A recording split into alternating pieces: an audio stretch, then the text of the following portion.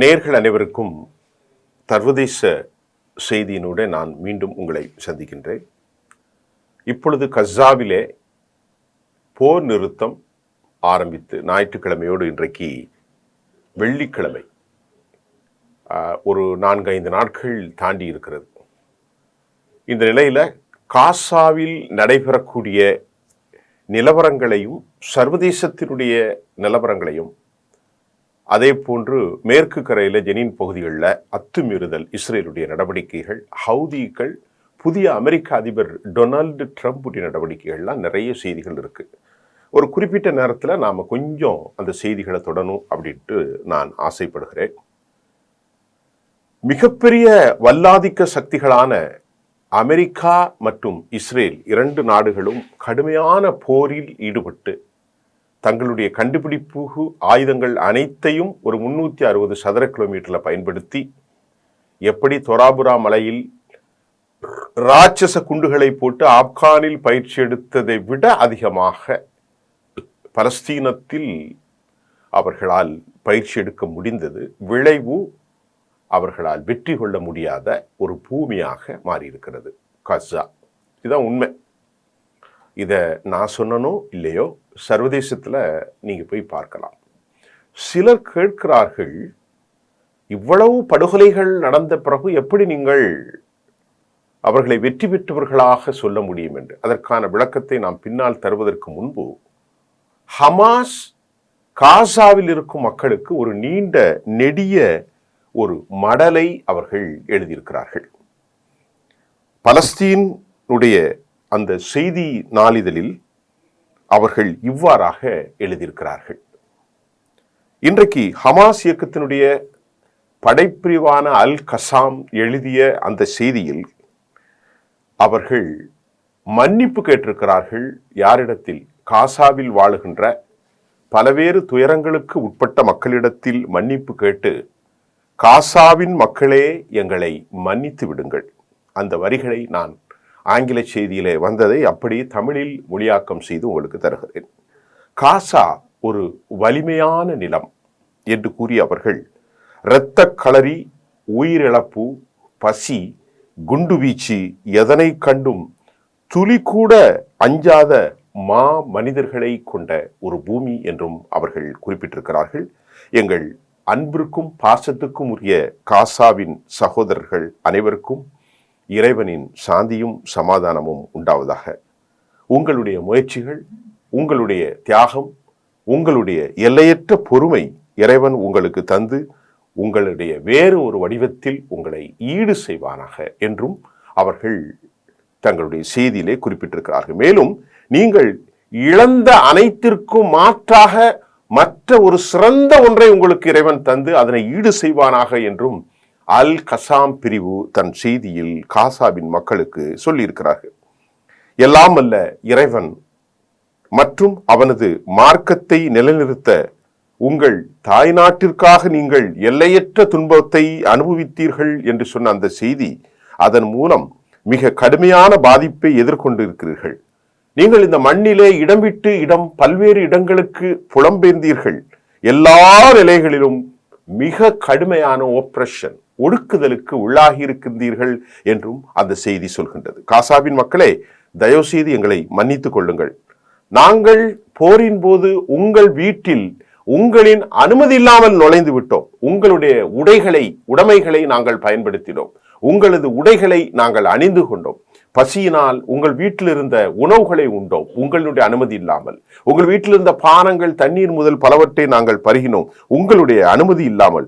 உங்கள் மீது சுமத்தப்பட்ட கடுமையான அநீதிக்கும் உங்கள் துக்கத்தில் ஏற்பட்ட துக்க கண்ணீர் துளிகளுக்கும் எங்களை மன்னியுங்கள் என்று அல் கசம் தனது செய்தியிலே கூறியிருக்கிறது. மகத்தான இறைவரின் கருணையால் நாங்கள் எங்களால் முடிந்தவரை எங்கள் நலத்திற்காக போராடிவிட்டோம். காசாவின் மக்களே, நாங்கள் ஒருபோதும் அவர்களிடத்தில், எதிரிகளிடத்தில் சரணடையவில்லை. எந்த ஒரு நிலையிலும் நாங்கள் புறமுதுகு காட்டி ஓடவில்லை. நாங்கள் எங்கள் மக்களுக்காக எந்த ஒரு நிலையிலும் துரோகம் செய்யவில்லை என்று குறிப்பிட்ட அல் கசாம் மற்றொன்றையும் சொல்கிறது. வரும் காலங்களின் காசாவின் கோட்டைகளை நாங்கள் எந்த நிலையிலும் கைவிடப் போவதில்லை. அதே போன்ற மற்றொரு காலங்கள் வருகின்ற போது உங்களுடைய மகிமை மற்றும் கண்ணியத்திற்கு நெருக்கமாக இறைவன் கொண்டு வருவானாக என்று அவர்கள் பிரார்த்தித்திருக்கிறார்கள்.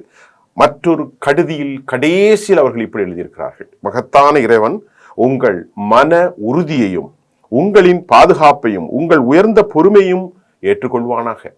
அதே போன்று இறைவனின் நாட்டப்படி நம் அனைவரின் மகத்தான சந்திப்பு அல் அக்ஸா மசூதியின் நடுமுற்றத்தில் நடக்கட்டும் என்று அவர்கள் செய்தி வெளியிட்டிருக்கிறார்கள். தோழர்களே, இதுதான் கிட்டத்தட்ட நான் இப்போ சொன்ன செய்தி. இது அல் கசாம் படைப்பிரிவு காசாவின் மக்களுக்காக தங்கள் மக்கள் பட்ட துன்பங்களை, துயரங்களை, அவர்களுடைய பசியை, தாகத்தை, பொறுமையை, தியாகத்தை, உயிரிழப்பை அவர்கள் சென்றிருக்கிறார்கள். இது பல பேருக்கு ஆச்சரியமாக இருக்கும். ஆனால் இங்கே நீங்கள் ஒன்றை சிந்திக்க வேண்டும். அவர்களுடைய இடத்திற்காகத்தான் அவர்கள் போராட்டம். அவர்களை தீவிரவாதிகள் என்கிறோம், பயங்கரவாதிகள் என்கிறோம், தீவிரவாத குழுமங்கள் என்கின்றோம். ஆகவே அந்த தீவிரவாதிகள் தங்கள் நலத்திற்காகத்தான் போராடுகிறார்கள். அந்த தீவிரவாதிகள் தங்கள் மக்களை காப்பாற்றுவதற்காகத்தான் போராடுகிறார்கள். அந்த காசாவினுடைய பலஸ்தீனத்தில் போராடும் ஹமாஸ் தீவிரவாதிகள் மற்றொரு தேசத்தை பிடிப்பதற்காக போராடவில்லை. நல்ல கவனிங்க. அப்ப அந்த தீவிரவாதிகளின் போராட்டத்தில், பயங்கரவாதிகளின் போராட்டத்தில் நியாயம் இருக்கிறதா இல்லையா? கசாவில் இழந்த 360 சதுர கிலோமீட்டர்களை மீட்பதற்காக மட்டும்தான் அவர்களின் போராடுகிறார்களே தவிர மற்ற எந்த நாட்டிலும் அச்சுறுத்தவில்லை, சொல்லவில்லை. கசாவின் மக்களை 48,000 மக்களை படுகொலை செய்தவர்கள் நியாயபாதகர்கள். கசாவினுடைய மக்கள் 48,000த்திற்கு மேற்பட்டு 111,000 மக்களை ஊனமுற்றவர்களாக ஆக்கியவர்கள் மிகச் சிறந்த சமாதான பிரியர்கள் என்று நீங்கள் புரிந்து கொண்டால் அதற்கு நாங்கள் மதத்தாலும் சாதியாலும் இனத்தாலும் மொழியாலும் அடையாளப்படுத்திவிட முடியாது. நாம் முதலிலே சொன்னோம், இஸ்ரேலுடைய அந்த பிள்ளைகளுடைய கண்களில் ஏற்பட்ட அந்த சிரிப்பு, அந்த பிணை கைதிகள் வெளிவந்தார்கள், அதுதான் எங்களுக்கு உயர்ந்ததாக இருந்தது. இங்கே நாங்கள் எந்த விதமான டிஸ்கிரிமினேஷனையும் அனுப்பலை. இங்கே நாம் பேசுவது மனிதநேயம், சமாதானம், அன்பு, விட்டு கொடுத்தல், இது மட்டும்தான் இருக்கணும். சரி, அதை நாம் பென்கேவிர்ட்டையோ இத்தாமர் கேவிர்ட்டையோ அல்லது ஸ்மோட்ரிச்டையோ பெஞ்சமின் இத்தானியாகுட்டையோ அல்லது மற்ற மூர்ஸ்டையோ அல்லது இஸ்ரேலி கஷ்டையோ யார்கிட்டையும் நம்ம எதிர்பார்க்க முடியாது. அவர்கள் அப்படித்தான் பயிற்றுவிக்கப்பட்டிருக்கிறார்கள். நீங்கள்லாம் ஆண்டவருடைய சமூகம். அவர்கள் ஒரு செய்தியை நான் படித்தேன். பலஸ்தீன மக்களை மிருகங்கள் என்று அவர்கள் சொல்கிறார்கள்.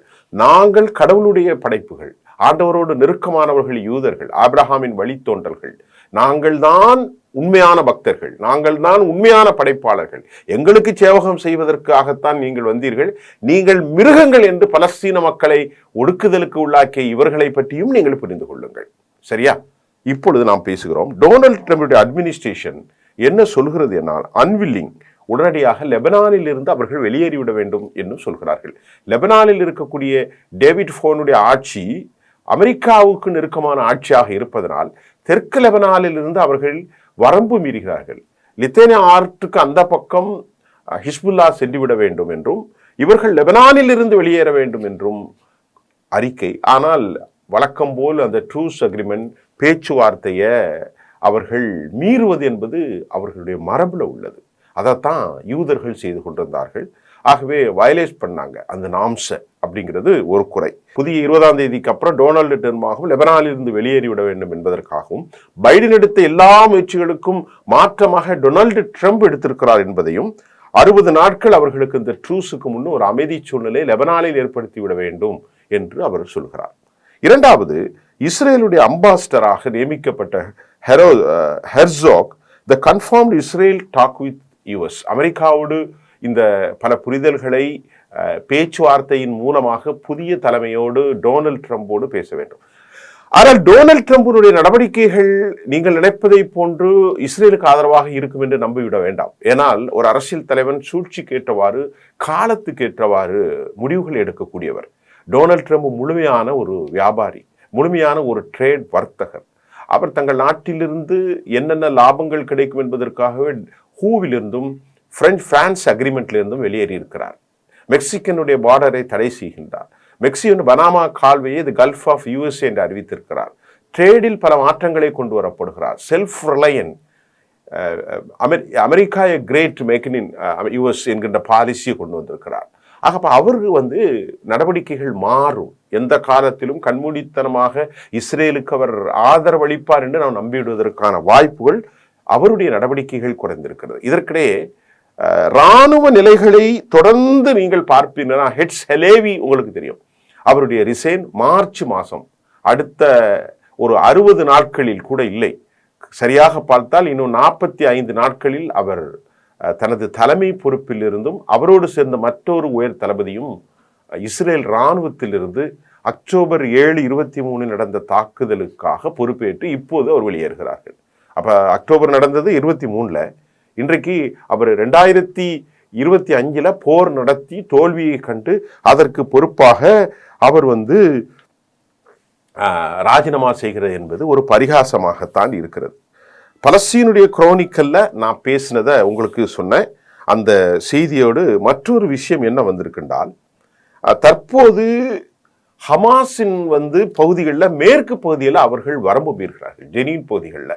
அது ஏன்னு கேட்டா, நாங்க இந்த 42 நாட்கள் மௌனியாக இருப்போம், 43வது நாள் போர் செய்யவில்லை என்றால் பலஸ்தீனத்தை அழித்து, காசாவை அழித்து, ஹமாஸை அழித்து, இந்த பிணைக்கைதிகளை மீட்டு மறு உருவாக்கம் செய்யும் வரை போர் செய்ய வேண்டும் என்று அவர்களுடைய கொலிஷன் பார்ட்னராக இருக்கக்கூடிய பென்கவிர், ஸ்மோட்ரிச் மற்றும் மூர்ஸ் போன்றவர்கள் சொல்லிக் கொண்டிருக்கிறார்கள். இதற்கு இணையாகத்தான் தற்போது அவர்கள் இந்த வரம்பை மீறி மேற்கு காசாவில் ஒரு 900 பேரை மேற்கு கரையில், வெஸ்ட் பேங்க்ல படுகொலை செய்கிறார்கள். ரெய்டுங்கிற பேர்ல மேற்கு கரையில், அதாவது அல் அக்ஸா மசூதி இருக்கக்கூடிய ஜெருசலேம் ஒட்டி இந்த பகுதிகளில் செட்டிலர்ஸை 5 லட்சத்திற்கு மேற்பட்டவர்களை அவர்கள் குடியேற்றி இருக்கிறார்கள். அங்கே போய் அத்துமீறாங்க. இதெல்லாம் அமெரிக்கா கம்ப்ளீட்டாக பார்த்துக்கிட்டு தான் இருக்கு, சர்வதேசமும் பார்த்து கொண்டு தான் இருக்கின்றது. இந்த செய்தியோடு நாம் இப்பொழுது மற்றொரு பார்க்கிறது, ஹவுதிக்களுடைய எச்சரிக்கை என்னவென்றால், ஹவுதிக்கள் சொல்றாங்க, மறுபடி அமெரிக்காவை அவர்கள் பரிகாசம் செய்கிறார்கள். எங்களை நீங்க ஒண்ணுமே செய்ய முடியாது. அமெரிக்காவின் ட்ரூமன் கப்பலை இவர்கள் அடித்து துவம்சம் செய்தார்கள், செங்கடலை நாசமாக்கினார்கள், அரபிக்கடலை நாசமாக்கினார்கள். பொது எல்லைகளை அவர்களை பிடித்து சென்ற அந்த மிகப்பெரிய கப்பலை கூட இவர்களால் மீட்கவில்லை. ஆனால் நேற்று முன்தினம் வந்த செய்தி, பிலிப்பைனில் உள்ள 11 அந்த கப்பல் சிப்பந்திகள் உட்பட செயிலர்ஸ், மாலுமிகளை அவர்கள் விடுவித்ததாக என்று மகிழ்ச்சியான தகவல் பிலிப்பைன்ஸிலிருந்து நமக்கு கிடைத்திருக்கின்றது. பிலிப்பைன்ஸுடைய அரசாங்கம் அஃபீஷியல் அனௌன்ஸ்மெண்ட் அவர்கள் வெளியிட்டிருக்கிறார்கள். இதற்கிடையிலே டொனால்டு ட்ரம்பிடத்தில் இந்த நடவடிக்கைகளை ஹவுதிக்கள் இஸ்ரேலை சொல்கிறார்கள், நீங்க வாழ ஆட்டி மறுபடி பலஸ்தீனத்திற்குள் சென்றால் ஏற்கனவே 100 லட்சம் கோடி ரூபாய் ஒரு பெரிய ட்ரேட் டெபிசிட்டை ஒன்று உருவாக்கியிருக்கேன், ஏற்கனவே நாங்கள் உங்களுடைய துறைமுகத்தை இழுத்து மூடுவதை செய்திருக்கிறோம், மற்றொரு தாக்குதலை எதிர்கொள்ள போகிறீர்கள், பலிஸ்டிக் ரெடியாக இருக்கிறது, எந்த எல்லைக்கும் நாங்கள் தயார், கசாவிலிருந்து முழுமையாக வெளியேறி விடுங்கள், கசாவிலிருந்து நீங்கள் வெளியேறாத பட்சத்தில் மற்றொரு தாக்குதலை நடத்த நாங்கள் தயங்க மாட்டோம், பலிஸ்டிக்காகவும் இருக்கும் என்ற எச்சரிக்கையை ஹவுதிக்கள் இவர்கள் விட்டிருக்கிறார்கள். ஹவுதிக்களை அமெரிக்காவோலோ அல்லது இஸ்ரேல் இராணுவத்தாரோ இதுவரை எதுவும் செய்ய முடியலை என்பதை முகமது அல் ஹவுதியினுடைய அந்த பேச்சு நமக்கு தெளிவாக இருக்கின்றது.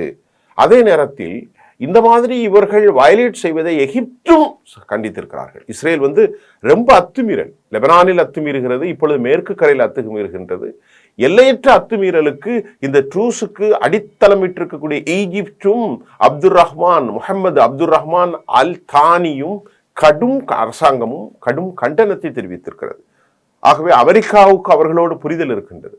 அமெரிக்கா உண்மையிலேயே கத்தாருடைய சொல்களை அதிகம் கேட்கும் நாடு. கத்தாரில் அவர்களுக்கு தளம் உண்டு, ஈஜிப்டும் அவர்களுடைய நாடுதான். ஆக இவர்களுக்கு முக்கியத்துவம் கொடுப்பார்கள்.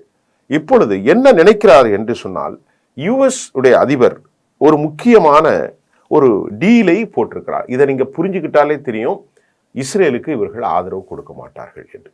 டொனால்டு ட்ரம்புடைய இந்த டீல் என்னன்னா, சவுதி அரேபியாவோடு நெருக்கமாக கிட்டத்தட்ட $600 பில்லியன் அமெரிக்காவின் பல துறைகளிலும் இன்வெஸ்ட்மெண்ட் பண்ண போறாங்க. இப்ப அங்கு வருங்காலத்தில் பெட்ரோல் போன்றவைகள் ஒரு பெரும் சிரமமாக இருப்பதனால் 2 நாடுகளுடைய கூட்டு கோஆபரேஷனாக இந்த 600 பில்லியன், கிட்டத்தட்ட அது பல 100 பில்லியன் இருக்கும் போல தெரிகிறது. இந்திய மதிப்புக்கு ஒரு 50 லட்சம் கோடி, அடேயப்பா, அமெரிக்கா ஏஐ தொழில்நுட்பத்தில் 50 லட்சம் கோடிக்கு நேற்று முன்தினம் அறிவிப்பு செய்ததோடு சவுதி அரேபியாவினுடைய இந்த புரிதலான இருநேசத்தினுடைய ஒரு கோஆபரேஷனான ட்ரேட் அக்ரிமெண்ட்டு பலஸ்தீனத்தில் மிக முக்கியமாக அவர்கள் பார்க்கிறார்கள். கிரவுன் பிரின்ஸோட சவுதி அரேபியாவினுடைய இந்த அக்ரிமெண்டின் மூலம் தெற்காசி அதாவது மத்திய கிழக்கினுடைய பீஸ், மத்திய கிழக்கினுடைய பாதுகாப்பு and the peace, security and stability in Middle East enhances the bilateral the cooperation to the combat terrorists என்று அந்த செய்தி நமக்கு தெரிகிறது. The discussion, the bilateral tie in the various area, unprecedented economical prosperity and the opportunities anticipated the reform in the USA. Kingdom seeks to participate in the opportunities for the partnership and investment. Secretary General Marco Rubio also spoke with Crown Prince Mohammed bin Salman. Saudi பலஸ்தீனம் இந்த இரண்டு நாடுகளும் நடவடிக்கைகளும் இப்பொழுது யூதர்களுக்கு பெரும் சிக்கலை ஏற்படுத்தியிருக்கிறது. நான் சொன்ன ஒரு ட்ரேட், ஒரு மெர்ச்சன்ட், அவர் வணிக நடவடிக்கை. அப்ப அவர் என்ன நினைக்கிறாரு, சவுதியினுடைய செக்யூரிட்டி, சவுதியினுடைய பாதுகாப்பு, சவுதியுடைய இராணுவ தளங்கள் எல்லாம் பெரிய ஒரு கோஆபரேஷனை கொண்டு வர வேண்டும், ஒரு பைலேட்ரல் அக்ரிமெண்ட். அதற்கு மிக முக்கியம் மத்திய கிழக்கில் அமைதிதான் ஏற்பட வேண்டும். மத்திய கிழக்கில் அமைதி ஏற்படாமல் யூதர்களுக்கு ஆயுதத்தை கொடுத்து தவறான டெமோக்ராட்டுடைய பாலிசி டொனால்ட் ட்ரம்ப் வெறுக்கிறார் என்றுதான் நாங்கள் புரிய முடிகின்றது. அவருடைய 3000 லட்சம் கோடி கடனுக்கும் அடுத்து ஹூலிருந்து வெளியேறினதற்கும் எல்லாம் கடனாளியாக ஆகாமல் மறுபடியும் ஒரு செல்ஃப் ரிலையன்ட் தேசமாகவும் அந்நிய முதலீட்டை பெரிய கோஆபரேஷனாகவும் மத்திய கிழக்கில் மிகப்பெரிய பரப்பளவை கொண்டிருக்கக்கூடிய சவுதி அரேபியாவோடு இணக்கமான போக்கை கொள்வதற்கு பலஸ்தீன், லெபனான் மற்றும் உண்டான ஆக்சிஸ் இஸ்லாமிக் ரெசிஸ்டன்ட் முஜாஹிதீன்களுடைய இந்த போராட்டம் தடையாக ஆகிவிடக் கூடாது என்றும் ஈரானுக்கு எதிராக ஒரு பெரும் செக்கை வைக்க வேண்டும் என்றுதான் அவர் இந்த 600 பில்லியன் கோஆபரேஷனுக்கு அவர் ஆசைப்படுகிறார். இதை மட்டுமல்ல, ஆப்ரஹாம் அக்கார்ட்ஸ் 2017 கொண்டு வந்த நடைமுறையின் மூலமாக ஆப்ரஹாமின் வழித்தோன்றல்களான அரபுகளுக்கும் யூதர்களுக்கும் மத்தியிலே ஒரு இணக்கத்தை ஏற்படுத்தி ஒரு பீஸ் சொசைட்டி ஏற்படுத்துவதற்கு அவர் விரும்புவதாகவும் சொல்லப்படுகின்றது. A massive defence deals agreement Saudi அரேபியாவோடு இப்பொழுது நடக்கின்றது. இப்பொழுது நீங்கள் பார்க்கின்ற போது இந்த நிலைகளை நாங்கள் ரொம்ப கவனமாக ஆய்வு செய்கின்ற போது இஸ்ரேல் எந்த ஆதரவும் இருக்காது என்றுதான் நான் நம்ப தோன்றியிருக்கின்றது தோழர்களே. ஆனாலும் கூட டொனால்டு ட்ரம்புடைய நடவடிக்கைகளை நாம் இந்த ஒரு செயலின் மூலமாக நாம் நியாயப்படுத்தி விட முடியாது. ட்ரம்பினுடைய முதல் பேச்சு, அவர் பதவியேற்றவுடன் முதல் பேச்சு முகமது பின் சல்மானோடு தான் இருந்திருக்கிறது. அதே போல மார்க்கோ ரூபியோ இவருடைய பேச்சும் கிரவுன் பிரின்ஸ் முகமது பின் சல்மானோடு இருக்கின்றது. ஏனென்றால் ஒரு செய்தியை சொல்கிறார், நாங்கள் ஒரு ப்ராஸ்பரிட்டி செழிப்பான ஃப்ளோரிஷ் கண்ட்ரியை அமெரிக்காவாக மாற்றப் போகிறோம், சமாதான தேசமாக மாற்றப் போகிறோம், ஆயுத குழுக்களை ஒடுக்க போகின்றோம், தேவைப்படுகின்ற போது இந்த கம்பேட் ஜோன்ல டெரரிஸ்டோடு அல்லது அவர்களுக்கு இணக்கமாக நடக்கின்ற இப்படி நடந்ததில்லை பேச்சு. இது எகிப்தும் மற்றும் கத்தாரும் அப்படிப்பட்ட நிலைகளையும் அவர்கள் மேற்கொள்ள போகிறார்கள். இதனுடைய அதிகபட்சம் நிச்சயமாக அது பலஸ்தீனத்தின் விடுதலைக்கான ஒரு முதல் படியாக கூட இருக்கலாம். அதைத்தான் அவர்கள் சொல்கின்றார்கள். அலெக்சாவின் முற்றத்தில் நாம் சந்திப்போம் என்றால் அதுதான். ஜெருசலத்தை 2014 தலைநகராக அவர் கொண்டிருக்கலாம். அதற்காக அதே பாலிசி அவர் தொடர்வான் என்று சொல்ல முடியாது. சர்வதேச நிலைப்பாடுகள் மாறுகிறது. ஹமாஸ் என்ற ஒரு சிறிய படையை அவர்களால் இன்றைக்கு பல காணொலிகள் நீங்கள் பார்த்தால் அவர்கள் கேட்கின்ற கேள்வி எல்லாம், அழித்துரித்து விட்டேன் என்று சொன்ன ஹமாஸினுடைய படைகள் இவ்வளவு வீரியமாக எப்படி வந்தார்கள் என்ற கேள்வியை நாம் கேட்கவில்லை, இஸ்ரேலுடைய சேனல்களை கேட்கின்றது. இதில் ஹெட்ஸ் ஹலேவினுடைய ரிசைன், டொனால்ட் ட்ரம்பினுடைய இந்த 600 பில்லியன் அக்ரிமெண்ட்டு, ரூபியோ உடைய இந்த பேச்சுவார்த்தை ஒரு புதிய பரிணாமத்தை பலஸ்தீன மக்களுக்கு ஏற்படுத்தியிருக்கிறது. அவர்களுடைய துயரங்களுக்காக அல்-கசாம் படைப்பிரிவு மன்னிப்பு கேட்டிருப்பதையும் கூட நாம் இன்றைய செய்தியிலே அறிவித்திருக்கிறோம். இன்னும் அடுத்தடுத்த கட்டத்தில் எப்படி செல்ல போகிறது என்பதை புதிய செய்திகளோடு நாங்கள் உங்களை சந்திக்கின்றோம். நன்றி.